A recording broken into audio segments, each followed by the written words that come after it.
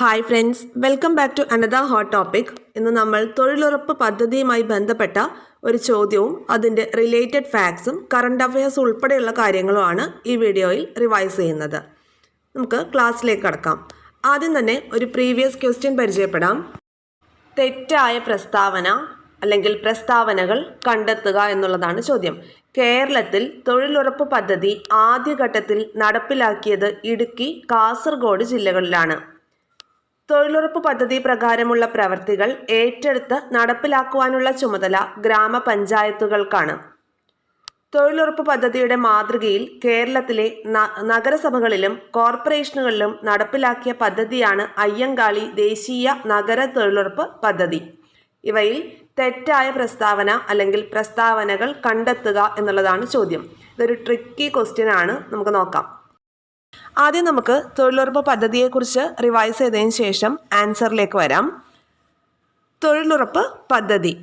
കേരളത്തിൽ തൊഴിലുറപ്പ് പദ്ധതി ആദ്യഘട്ടത്തിൽ നടപ്പിലാക്കിയത് വയനാട്, പാലക്കാട് ജില്ലകളിലായിരുന്നു. അതായത് ആദ്യഘട്ടത്തിൽ ഇന്ത്യയിൽ 200 ജില്ലകളിലാണ് ഇത് ആരംഭിച്ചത്. ആ കൂട്ടത്തിൽ കേരളത്തിൽ നിന്ന് ഉൾപ്പെട്ടത് വയനാടും പാലക്കാടുമായിരുന്നു. അങ്ങനെ 2008 ഏപ്രിൽ 1 ഈ തൊഴിലുറപ്പ് പദ്ധതി എല്ലാ ജില്ലകളിലേക്കും വ്യാപിച്ചത്. ആദ്യം നമുക്ക് ഈ തൊഴിലുറപ്പ് പദ്ധതി പാസ്സാക്കിയ വർഷം നോക്കാം. ദേശീയ ഗ്രാമീണ തൊഴിലുറപ്പ് നിയമം പാസ്സാക്കിയ വർഷം 2005. രാഷ്ട്രപതി ഒപ്പിട്ട് നിയമം പാസ്സാക്കിയ വർഷം 2005. ആ സമയത്തെ രാഷ്ട്രപതി ആയിരുന്നത് APJ അബ്ദുൽ കലാം സാറാണ്. അതുപോലെ ദേശീയ ഗ്രാമീണ തൊഴിലുറപ്പ് പദ്ധതി നിലവിൽ വന്നത് 2006 ഫെബ്രുവരി 2 2006 ഫെബ്രുവരി 2 10ാം പഞ്ചവത്സര പദ്ധതി കാലത്താണ്.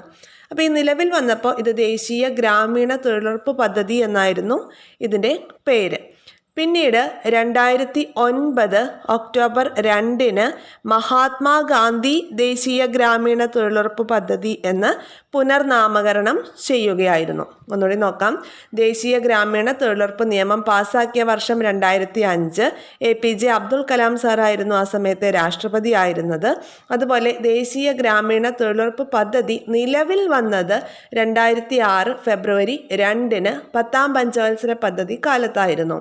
2009 ഒക്ടോബർ 2 മഹാത്മാഗാന്ധി ദേശീയ ഗ്രാമീണ തൊഴിലുറപ്പ് പദ്ധതി എന്ന് ഇത് പുനർനാമകരണം ചെയ്തത്. തൊഴിലുറപ്പ് പദ്ധതി നിലവിൽ വരാൻ കാരണമായ സംഘടനയാണ് MKSS, മസ്ദൂർ കിസാൻ ശക്തി സംഗതൻ. 1991 രാജസ്ഥാൻ ആസ്ഥാനമാക്കി പ്രവർത്തനം ആരംഭിച്ച സംഘടനയാണ് മസ്ദൂർ കിസാൻ ശക്തി സംഗതൻ അഥവാ MKSS. അപ്പോൾ അരുണ റോയിയാണ് ഇത് സ്ഥാപിച്ചത്. നമ്മുടെ വിവരാവകാശ നിയമം നിലവിൽ വരാൻ കാരണമായ സംഘടനയും ഇതുതന്നെയാണ്, MKSS ആണ്. ഓക്കെ, അപ്പോൾ തൊഴിലുറപ്പ് പദ്ധതി എന്ന് പറയുമ്പോൾ 18 വയസ്സ് മുതൽ പ്രായമുള്ള ആളുകൾക്ക് നമുക്ക് ഈ തൊഴിലുറപ്പ് പദ്ധതിയിൽ ചേർന്ന് ജോലി ചെയ്യാം. അതിനൊരു ഉയർന്ന പ്രായപരിധി ഇല്ല എന്നുള്ളതാണ്. അതുപോലെ APL BPL വിവേചനമൊന്നും ഇല്ല. ജോലി ചെയ്യുന്നവരിൽ 1/3 സ്ത്രീകളായിരിക്കണം എന്നൊരു നിബന്ധന മാത്രമേ ഉള്ളൂ. അതുപോലെ ഇതിനൊരു ജോബ് കാർഡുണ്ട്, തൊഴിൽ കാർഡുണ്ട്. ഈ തൊഴിൽ കാർഡിനുള്ള അപേക്ഷ നൽകുന്നത് അവർ താമസിക്കുന്ന ഗ്രാമപഞ്ചായത്തിലാണ്. ഒരു വ്യക്തി താമസിക്കുന്ന ഗ്രാമപഞ്ചായത്തിലാണ് തൊഴിൽ കാർഡിനുള്ള അപേക്ഷ നൽകേണ്ടത്. ഈ വ്യക്തി പഞ്ചായത്തിലെ സ്ഥിര താമസക്കാരനായിരിക്കണം എന്ന് മാത്രമാണ് ഒരു നിബന്ധനയുള്ളത്. അപ്പോൾ തൊഴിൽ കാർഡിന് അപ്ലൈ ചെയ്തതിന് ശേഷം 15 ദിവസത്തിനകം ഈ തൊഴിൽ കാർഡ് ലഭിക്കും. 100 ദിവസത്തെ തൊഴിലാണ് ഈ തൊഴിലുറപ്പ് പദ്ധതി ഉറപ്പ് നൽകുന്നത്. ഓക്കെ, അപ്പോൾ പഞ്ചായത്ത് സ്ഥിരതാമസമായിട്ടുള്ള ഒരു വ്യക്തിക്കാണ് ഇത് അപേക്ഷിക്കാവുന്നത്. അതുപോലെ ഒരു കുടുംബത്തിന് ഒരു ജോബ് കാർഡാണ് ലഭിക്കുക. ഓക്കെ, അപ്പോൾ ഈ വ്യക്തി താമസിക്കുന്ന പഞ്ചായത്തിൻ്റെ 5 കിലോമീറ്റർ പരിധിക്കുള്ളിലായിരിക്കും അദ്ദേഹത്തിന് തൊഴിലുറപ്പ് മുഖാന്തരമുള്ള ജോലികൾ ലഭിക്കുന്നത്. 100 ദിവസത്തെ തൊഴിൽ ലഭിക്കും. അത് 5 കിലോമീറ്റർ ചുറ്റളവിനുള്ളിലായിരിക്കും ലഭിക്കുന്നത്. അതിൽ കൂടുതലുള്ള ദൂരം സഞ്ചരിക്കേണ്ടി വന്നാൽ അദ്ദേഹത്തിന് കിട്ടുന്ന കൂലിയുടെ 10% അധികമായിട്ട് കൂലി ലഭിക്കും.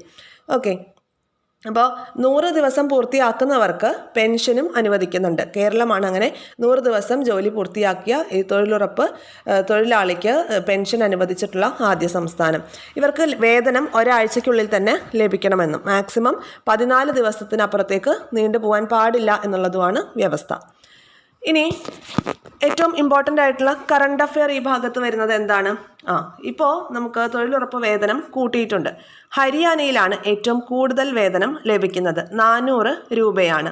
അതുപോലെ അരുണാചൽ പ്രദേശിലും നാഗാലാൻഡിലുമാണ് ഏറ്റവും കുറവ് വേതനം ലഭിക്കുന്നത്, 241 രൂപ. കേരളത്തിൽ 369 രൂപയാണ് തൊഴിലുറപ്പ് പദ്ധതിയിലെ വേതനമായിട്ട് ലഭിക്കുന്നത്. ഏതാണ്? മഹാത്മാഗാന്ധി ദേശീയ ഗ്രാമീണ തൊഴിലുറപ്പ് പദ്ധതിയുടെ കാര്യമാണ് പറയുന്നത്. കേരളത്തിൽ 369 രൂപയാണ് നിലവിൽ പുതുക്കിയ വേതനം. ഓക്കെ, മുൻപ് ഇത് 346 രൂപയായിരുന്നു. എന്നാൽ അയ്യങ്കാളി അർബൻ തൊഴിലുറപ്പ് പദ്ധതിയുടെ കൂലി നിലവിൽ 333 രൂപയാണ്. 2010 അയ്യങ്കാളി അർബൻ അല്ലെങ്കിൽ നഗര തൊഴിലുറപ്പ് പദ്ധതി ആരംഭിക്കുന്നത്. നഗരസഭ അല്ലെങ്കിൽ കോർപ്പറേഷനുകൾക്കൊക്കെയാണ് ഈ പദ്ധതിക്ക് നടത്തിപ്പ് ചുമതലയുള്ളത്. ഓക്കെ, നഗരസഭയ്ക്കും കോർപ്പറേഷനുമാണ് അയ്യങ്കാളി നഗര തൊഴിലുറപ്പ് പദ്ധതിക്ക് നടത്തിപ്പ് ചുമതലയുള്ളത്. അതുപോലെ മഹാത്മാഗാന്ധി ദേശീയ ഗ്രാമീണ തൊഴിലുറപ്പ് പദ്ധതി ആണെങ്കിൽ അതിൻ്റെ നടത്തിപ്പ് ചുമതല ഗ്രാമപഞ്ചായത്തുകൾക്കുമായിരിക്കുമെന്നാണ് നമ്മൾ പറഞ്ഞത്. ഇനി ഇവിടെ പറയാൻ വിട്ടുപോയൊരു പോയിന്റ് ഇതാണ്. ഈ തൊഴിലുറപ്പ് എന്ന ആശയത്തിൻ്റെ ഉപജ്ഞാതാവ് ആരാണ്? ജീൻ ഡ്രസ്സെയാണ്. ജീൻ ഡ്രസ്സെയാണ് തൊഴിലുറപ്പ് പദ്ധതി അല്ലെ തൊഴിലുറപ്പ് എന്ന ആശയത്തിൻ്റെ ഉപജ്ഞാതാവ്. കേന്ദ്ര ഗ്രാമവികസന മന്ത്രാലയത്തിന് കീഴിലുള്ള ഒരു പദ്ധതിയാണ് ഈ തൊഴിലുറപ്പ് പദ്ധതി എന്നത്. തൊഴിലുറപ്പ് പദ്ധതി പ്രകാരമുള്ള പ്രവൃത്തികൾ ഏറ്റെടുത്ത് നടപ്പിലാക്കുവാനുള്ള ചുമതല ആർക്കാണ്? ഗ്രാമപഞ്ചായത്തുകൾക്കാണ്. ഓക്കെ, തൊഴിലുറപ്പ് പദ്ധതി പ്രകാരമുള്ള പ്രവൃത്തികൾ ഏറ്റെടുത്ത് നടപ്പിലാക്കുവാനുള്ള ചുമതല ഗ്രാമപഞ്ചായത്തുകൾക്കാണ്. അതുപോലെ തൊഴിലുറപ്പ് പദ്ധതിയുടെ മാതൃകയിൽ കേരളത്തിലെ നഗരസഭകളിലും കോർപ്പറേഷനുകളിലും നടപ്പിലാക്കിയ പദ്ധതിയാണ് അയ്യങ്കാളി നഗര തൊഴിലുറപ്പ് പദ്ധതി. അയ്യങ്കാളി അർബൻ തൊഴിലുറപ്പ് പദ്ധതി എന്നത് തൊഴിലുറപ്പ് പദ്ധതിയുടെ മാതൃകയിൽ കേരളത്തിലെ നഗരസഭകളിലും കോർപ്പറേഷനുകളിലും നടപ്പിലാക്കിയ പദ്ധതിയാണ്. പേര് ശ്രദ്ധിക്കുക, അയ്യങ്കാളി നഗര തൊഴിലുറപ്പ് പദ്ധതി. മറ്റേ മഹാത്മാഗാന്ധിയുടെ ആണ് എങ്ങനെയാണ്? മഹാത്മാഗാന്ധി ദേശീയ ഗ്രാമീണ തൊഴിലുറപ്പ് പദ്ധതി. അയ്യങ്കാളിയുടെ ആവുമ്പോൾ അതിലേക്ക് എന്തില്ല? ദേശീയം എന്ന വാക്ക് ഇല്ല.